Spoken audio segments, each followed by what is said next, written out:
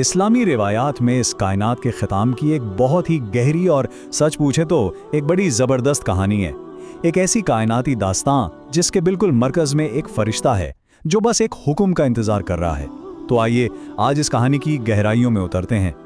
آج کے اس تجزیے میں ہم اپنا سفر غیب کی دنیا سے شروع کریں گے، پھر حضرت اسرافیل کی ذمہ داری کو سمجھیں گے، سور کی 3 پھونکوں کے بارے میں جانیں گے اور آخر میں دیکھیں گے کہ عظیم حساب کتاب اور خدا کے حضور فیصلے کا دن کیسا ہوگا۔ اچھا، قیامت کی ہولناکی کو سمجھنے سے پہلے ہمیں ان ہستیوں کو جاننا ہوگا جو پردے کے پیچھے رہ کر خدا کے احکامات پورے کرتی ہیں، یعنی فرشتے یا اسلامی اصطلاح میں ملائکہ۔ تو یہ فرشتے یا ملائکہ ہیں کون؟ دیکھیں، اسلامی عقیدے میں یہ نور سے بنی مخلوق ہے، اور ان میں اور ہم انسانوں میں سب سے بڑا فرق یہ ہے کہ ان کے پاس اپنی مرضی نہیں ہوتی۔ ان کی فطرت میں صرف اور صرف اطاعت ہے۔ وہ بغیر کسی سوال کے خدا کے ہر حکم کو پورا کرتے ہیں، اور ان کے وجود پر یقین رکھنا ایمان کے بنیادی ستونوں میں سے ایک ہے۔ اور اسی کیفیت کو، اسی بوجھ کو پیغمبر اسلام صلی اللہ علیہ وسلم نے ایک قول میں بڑی خوبصورتی سے بیان کیا ہے۔ آپ نے فرمایا کہ میں کیسے خوش رہ سکتا ہوں جب سور والا اپنا سور منہ سے لگائے، پیشانی جھکائے، حکم کا منتظر کھڑا ہے۔ یہ کوئی عام انتظار نہیں، یہ کائنات کے سب سے بڑے حکم کا انتظار۔ اب آتے ہیں اس کہانی کے مرکزی کردار پر۔ اسلامی روایت میں 4 بڑے فرشتے ہیں: جبرائیل جو وحی لاتے ہیں، میکائیل جو بارش اور رزق پر مامور ہیں، اسرائیل جو روح قبض کرتے ہیں، اور اسرافیل جن کے سپرد کائنات کو ختم کرنے اور دوبارہ شروع کرنے کا کام ہے۔ اب یہ بات بڑی دلچسپ ہے۔ حضرت اسرافیل کو ہم صرف قیامت کے فرشتے کے طور پر جانتے ہیں، لیکن روایات میں ان کا ایک اور پہلو بھی ہے۔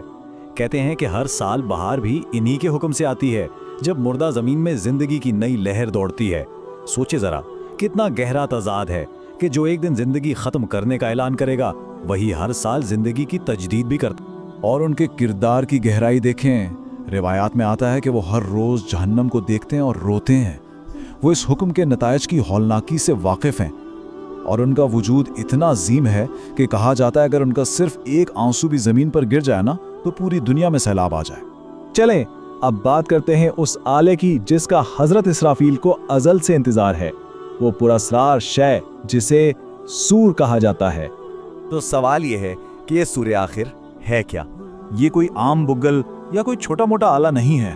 اس کی وسعت کا اندازہ اس بات سے لگائیں کہ کہا جاتا ہے کہ سارے آسمان اور زمین اس کے اندر سما سکتے ہیں، یعنی پوری کی پوری کائنات ایک ہی آلے کے اندر۔ یہ ہمارے تصور سے بالکل باہر کی بات ہے۔ اور اس سے بھی حیران کن بات یہ ہے کہ سور صرف تباہی کا آلہ نہیں ہے، بلکہ ایک طرح سے پوری انسانیت کا ریکارڈ کیپر ہے۔ اس کے اندر ہر انسان کی روح کے لیے ایک الگ خانہ ہے۔ حضرت آدم سے لے کر آخری انسان تک سب کی روحیں وہیں محفوظ ہیں۔ تو یہ سارا عمل 3 مرحلوں میں ہوگا۔ پہلی پھونک جسے دہشت کی پھونک کہتے ہیں، اس سے ہر طرف افراتفری مچ جائے گی۔ دوسری پھونک موت کی ہوگی، ہر چیز فنا ہو جائے گی۔ اور پھر ایک لمبے عرصے کے بعد تیسری اور آخری پھونک ہوگی جو سب کو دوبارہ زندہ کر دے گی، حساب کتاب کے لیے۔ تو جب دوسری پھونک کے بعد سب کچھ ختم ہو جائے گا، انسان، فرشتے، ستارے، سب کچھ، تو کیا بچے گا؟ کون باقی رہے گا؟ اس مکمل خاموشی میں، اس کائناتی سناٹے میں صرف ایک ہی ہستی باقی ہوگی، اللہ۔ اور اس وقت ایک آواز گونجے گی، آج بادشاہی کس کی ہے؟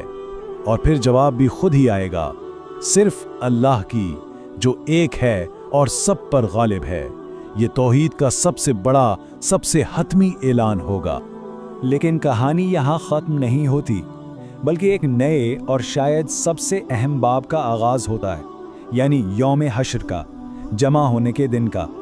کہا جاتا ہے کہ ایک خاص بارش ہوگی 40 دن تک، اور اس سے انسانوں کے جسم قبروں سے ایسے اگیں گے جیسے سبزیاں اگتی ہیں، اور پھر تیسری پھونک کے ساتھ ہی ساری روحیں اپنے اپنے جسموں میں واپس آ جائیں گی، اور سب ایک ہی میدان میں جمع ہوں گے۔ اور یہ دن کوئی عام دن نہیں ہوگا۔ اس کی لمبائی 50,000 سال بتائی گئی ہے، اور سورج بالکل سر پر ہوگا۔ روایات میں آتا ہے کہ لوگ اپنے اعمال کے حساب سے اپنے ہی پسینے میں ڈوبے ہوں گے۔ یہ اس دن کے انتظار اور شدت کی علامت ہے۔ قرآن پاک اس منظر کو بڑی ہی زبردست تشبیہات سے بیان کرتا ہے کہ اس دن لوگ ایسے ہوں گے جیسے بکھرے ہوئے پروانے، اور پہاڑ जो मजबूती की अलामत हैं वो धुनकी हुई रुई की तरह उड़ रहे होंगे। इस हौलनाक मंजर में जब कोई किसी का नहीं होगा, इंसान मदद के लिए भागेंगे। वो किसी ऐसे को ढूंढेंगे जो खुदा के हुजूर उनकी नुमाइंदगी कर सके।